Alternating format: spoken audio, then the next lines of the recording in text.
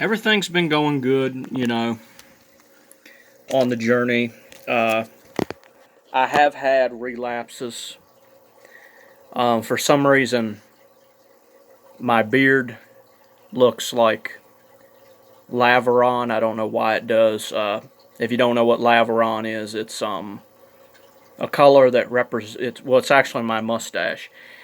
The best way to describe that color is it's the color that we usually associate it with ultraviolet. No, I am not 100% sure that's what color it is, but it does have like a bluish violet hue to it. I could go into that sometime about how range matters more than anything when it comes to color vision, because our eyes are supposedly more, our blue cone is supposedly more sensitive to violet and ultraviolet than it is blue if we get the cataract surgery. But I'm not going to get into all that. Today's video is actually about Nofap, and has a lot to do with these weird preferences that people have. There's a lot of people nowadays, and people could guess based on my accent, or possibly based on what they think is my upbringing, that I am super homophobic, or that I'm super against gay people. And while I did grow up in a more traditional house, I sort of look at things very critically. So I don't actually have like a personal real strong inner hatred for gay people. But I see a lot of weird stuff on the internet. A lot of it has to do with offensive tranny and and buck angel, and a lot of these and this is by no means some kind of pro. It's not some anti-trans, but it's definitely not some pro-trans video either.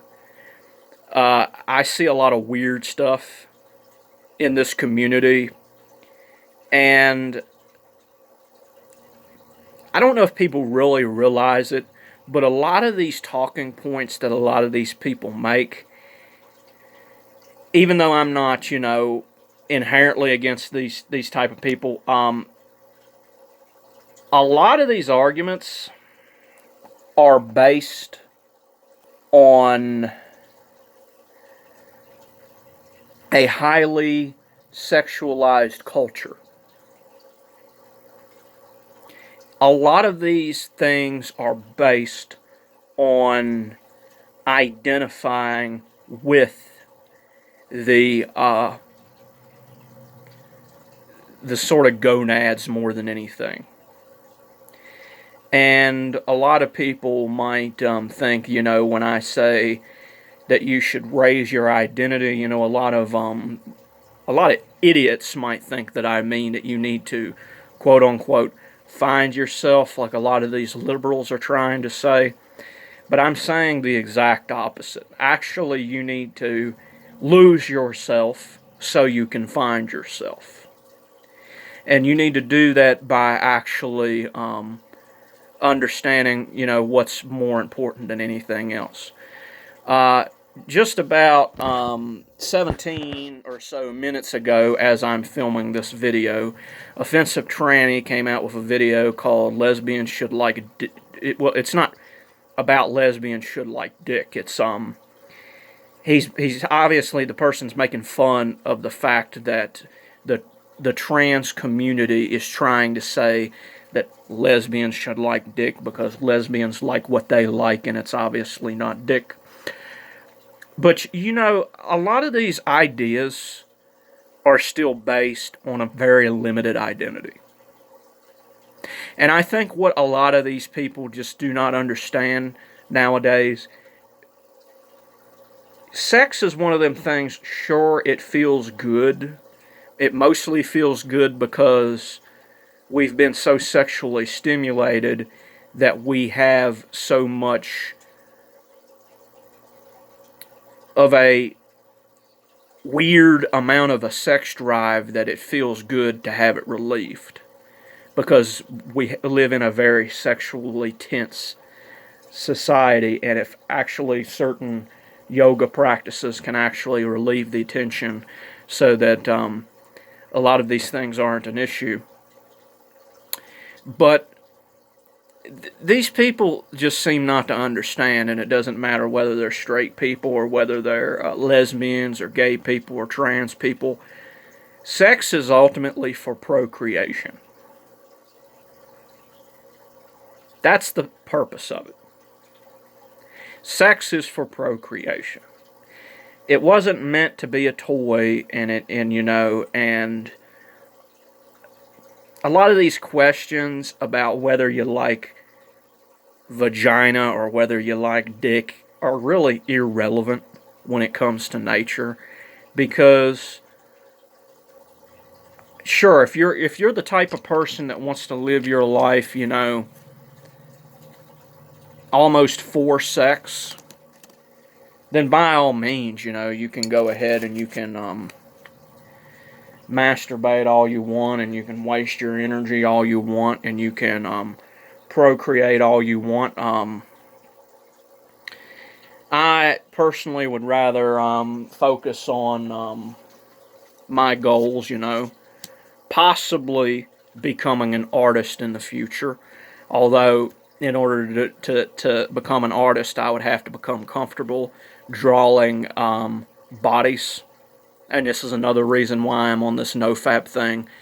My understanding of sexual transmutation is much closer to what the Brahmins teach than any other form. I know a lot of people, they talk about sexual tension and how, supposedly the opposite sex can motivate you to do things more than anything else. I choose to look at this energetically, which means I choose not to really use that as much of a driving force as much as the energy itself. I try to transmute the unnaturally high, ridiculous amount of sex drive that's promoted in the modern day world, and I'm actually pretty successful. I found that a lot of this nonsense that I'm actually addicted to is it's basically it's a lot of it was animated stuff. It was not real stuff. It's not that I'm not attracted to real people, and I certainly could be more attracted to a real person if my hormones and stuff were balanced properly. But a lot of these people, they just do not understand how this works at all. They think that you have a sexual preference, and that says some kind of big fucking thing about you, and you can't change to be like this, and you can't change to be like that. These people just do not get how advanced and how evolved a human being really is. I mean, just because we don't use technology the way it's meant to be used, don't mean that we couldn't. And we're supposed to be super advanced. I mean, we should probably be learning how to do math without the need for a calculator. But despite that, we got everything, in the palm of our hands, basically. And these people that are, they're talking about their sexual preference and all this type of stuff. A lot of these people, they wonder why these older type of people sort of saw homosexuality as a sin, and they saw, it seemed like they thought sex in general was a sin. And I think that what people need to realize is that you need to look at these things aesthetically and stop looking at them so But because modern day people have a very superficial understanding of morality. The original understanding of morality people had in the original civilizations, when the dawn of science was beginning and people was actually starting to understand things for the first time, and before religion became a fundamentalist thing that tried to pin people down, they understood the importance of not only transmuting sexual energy, but they just understood the importance in general of the constructual aesthetic hierarchy of moral living. And what I mean by that is one thing supports another thing. One scientific fact that keeps someone from getting into trouble in their life actually supports other things that help them evolve. Like if you do sexual transmutation, you will be able to meditate easier. If you're able to meditate easier, you will learn how to acquire a significant amount of concentration in your work. If you develop this significant amount of concentration, you will develop a higher form of awareness, and you will also be able to absorb tremendous amounts of raw knowledge, uncolored by traditional understandings of logic. Because you will be able to put your own sort of perspective down, and you will be able to sort of, not illogically, but logically in a different sense of the word, be able to examine things and be able to better absorb information. When it comes to color vision, I actually think human beings are capable of possibly evolving to see ultraviolet and infrared due to certain sadhanas. But one has to be able to control their energies in certain ways in order to be able to do such a thing. If you was going to see infrared, you would have to probably be able to keep the eye from seeing your own energy, because you would have to see through your own energy, and you would have to be able to see other people's energy. And this is how a lot of these things, I think, are possible. But even more important than this is range when it comes to, electromagnetic lights and things of this nature. I think we have a very silly, sort of superficial understanding of how these lights are interpreted by the brain.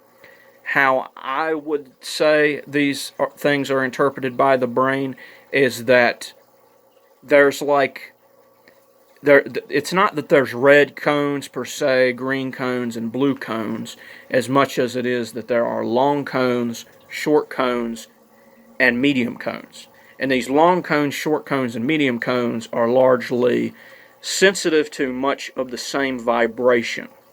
This is the reason why when you mix certain lights together, you see a similar light, because basically you're activating that middle ground between the two cones. Red cones, they overlap with the green cones, right? And this allows you to see yellow, but not because green and red make yellow, but because red and green are both sensitive to yellow. You see what I'm saying? And I think to an extent, or to a degree of some kind, our red cones and blue cones, especially beyond the aid of cataract surgery, are sensitive more than we might believe to infrared and ultraviolet light. So if we were able to see beyond the natural lens of our eyes, and we were able to tune enough in to our own gamut of energy that we have access to in our eyes, we would probably be able to pick up certain patterns that many of the bees and birds and other type of creatures are capable of. But what we need to understand is that we need to put everything in its natural place to a degree so that we can be able to access aspects of our nature that would ordinarily be considered supernatural. And I hope you enjoyed this video.